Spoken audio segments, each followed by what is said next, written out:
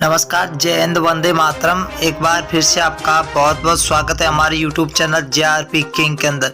लोकसभा चुनाव का बिगुल बजने के बाद लोकसभा चुनावी तैयारियां शुरू हो चुकी है। ऐसा लग रहा है कि अब की बार 2024 के अंदर लोकसभा चुनाव में हर एक विधानसभा एक लोकसभा सीट पर त्रिकोणीय मुकाबला होगा।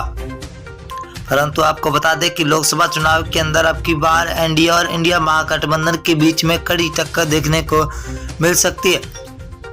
545 सीटों पर अब की बार इन दोनों पार्टियों ने अब की बार ऐसा लग रहा है कि महामुकाबला देखने को मिल सकता है। तो सी वोटर सर्वे, फलूदी सट्टा बाजार और एबीपी न्यूज़ की सबसे बड़ी अपडेट जारी हो चुकी है कि 545 सीटों पर किसकी बनेगी सरकार, कौन बनेगा अब की बार भारत देश का पीएम। तो हम आपके बीच में लेकर हाजिर हुए सबसे बड़ा ओपिनियन पोल सर्वे। 545 सीटों का सबसे बड़ा ओपिनियन पोल सर्वे जारी हो चुका है। राज्य कर्नाटक, जहां पर बीजेपी को 8 सीटें मिलती हुई दिखाई दे रही है, तो कांग्रेस को 15 सीट, वही जेडीएस को 5 और बीएसपी को 0, तो कुल 28 सीटें। अगर कश्मीर की बात करें तो कुल 6 सीटें, जहां बीजेपी को 1, आईएनसी को 3, पीडीपी को 2 और एनसी को 0 यहाँ पर सीटें मिलती हुई दिखाई दे रही है। ये सीटों का रुझान 2023 का है और बहुत ही बड़ा रुझान निकल के आ चुका है। हरियाणा की बात करें तो हरियाणा राज्य के अंदर कुल 10 लोकसभा सीटें, जहां पर बीजेपी को 4, कांग्रेस को 5, जेजेपी को 0, तो आम आदमी पार्टी को यहाँ पर 1 सीट मिलती हुई दिखाई दे रही है। 2024 के अंदर लोकसभा चुनाव है। और दिल्ली की बात करें तो दिल्ली के अंदर लोकसभा सीटें 7 है। 7 में से बीजेपी को 2 सीटें मिल रही है, तो वही कांग्रेस को 4, आम आदमी पार्टी को 1 सीट मिल रही है, तो बीएसपी को यहाँ पर 0 सीट मिलती हुई दिखाई दे रही है। तो अदर के खाते में 0 जा रही है। अगर हम पंजाब राज्य की बात करें तो 13 लोकसभा सीट है, जहाँ बीजेपी को 1 सीट मिल रही है,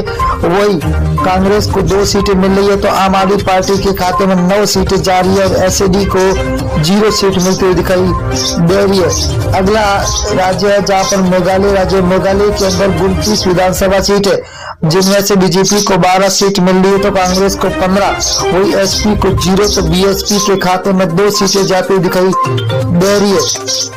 अगला राज्य झारखंड। झारखंड की बात करें दोस्तों तो यहाँ पर 19 लोकसभा सीटें, जहाँ बीजेपी को 6 मिल रही है, तो वही कांग्रेस के खाते में 8 सीटें जा रही है, तो जेएमएम के खाते में 5 सीटें जा रही है, तो आरजेडी के खाते में 0 सीट मिलती हुई दिखाई दे रही है। आंध्र प्रदेश राज्य की बात करें तो यहाँ पर लोकसभा सीटें 25 है।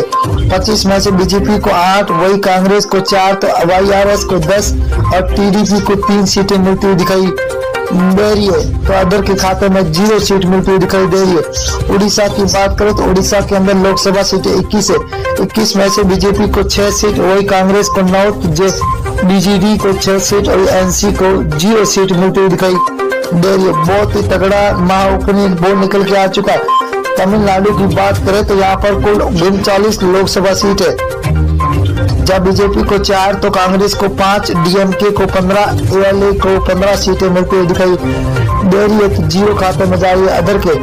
अगर अब बिहार राज्य की बात करें तो कुल 40 लोकसभा सीट है, जहाँ बीजेपी को 12 सीट मिल रही है, तो वही कांग्रेस को 5 सीट, आरजेडी को 15, तो जेडीयू को 8 सीटें मिलती हुई दिखाई दे रही है, तो अदर के खाते में 0 सीट मिलती हुई दिखाई दे रही है। अगला है राजस्थान। राजस्थान के अंदर कुल लोकसभा सीट है 25 में से बीजेपी को 10 सीट है, तो कांग्रेस को 14 सीट, वही आरएलपी के खाते में 1 सीट जा रही है, तो आम आदमी पार्टी को यहाँ पर 0 सीट पर संतोष होना पड़ रहा है, तो अंदर खाते में 0 सीट। उत्तर प्रदेश की बात करें तो कुल 80 विधानसभा सीटें है, जहाँ बीजेपी को 32, वही कांग्रेस के खाते में 14, एसपीए के खाते में 27, बीएसपी को 2 सीटें, वही अदर के खाते में 5 सीटें जाती हुई दिखाई दे रही है। अगला राज्य है उत्तराखंड। उत्तराखंड के अंदर 5 लोकसभा सीटें, जिनमें से बीजेपी को 3 सीट, वही आईएनसी को 2, तो बीएसपी को 0, आम आदमी पार्टी के खाते में 0 सीट मिलती हुई दिखाई दे रही है, तो यहाँ पर अदर के खाते में अभी 0 सीट जाती हुई दिखाई दे रही है। पश्चिम बंगाल की बात करें तो कुल लोकसभा सीटें 42 है। 42 में से 17 बीजेपी के खाते में जाते हुए दिखाई दे रही है, तो वही आईएनसी को 0 सीट है, तो टीएमसी को 25 सीट है, सीपीआईएम को 00 सीट मिलती हुई दिखाई दे रही है। आंध्र प्रदेश की बात करें तो आंध्र प्रदेश के अंदर लोकसभा सीटें 2 है, जहां पर बीजेपी को 1 सीट मिल रही है। तो यहाँ पर कांग्रेस को खाते में 1, एसपी को 0, तो बीएसपी के खाते में भी 0 सीट जाती हुई दिखाई दे रही है, तो अदर के हाथों में 0। अगर हम मेघालय की बात करें तो मेघालय के अंदर लोकसभा सीटें 2 है, 2 में से बीजेपी के खाते में 0 सीट, 1 सीट जा रही है, तो वही कांग्रेस को 1 सीट मिल रही है। तो एसपी को 0, तो बीएसपी के खाते में भी 0 सीट जाती हुई दिखाई दे रही है। अगला राज्य है जहाँ लक्षद्वीप है, लक्षद्वीप के अंदर लोकसभा सीट 1 है, वही 1 कांग्रेस के खाते में जाते हुए दिखाई दे रही है, तो बीजेपी को यहाँ पर 0, एसपी और बीएसपी के खाते में भी 0 सीट जाती हुई दिखाई दे रही है।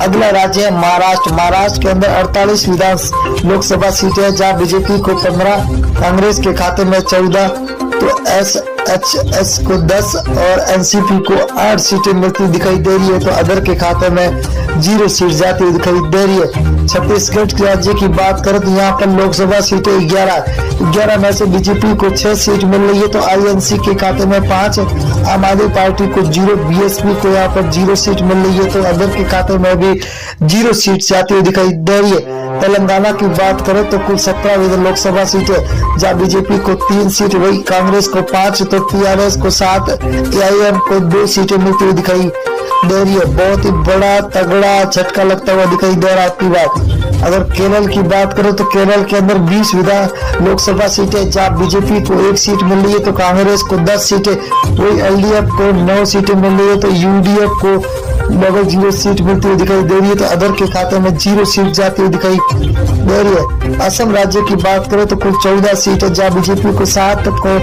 कांग्रेस को 6, एआईयू को 3 और अदर के खाते में 0 सीट जाती हुई दिखाई दे रही है। बहुत ही बड़ा तगड़ा झटका सभी को मिलता हुआ दिखा। गुजरात की बात करें तो कुल 26 लोकसभा, जब बीजेपी को 12, कांग्रेस को 6, तो आम आदमी पार्टी को 8, बीएसपी के खाते में 0 सीट जा रही है, तो अदर के खाते में भी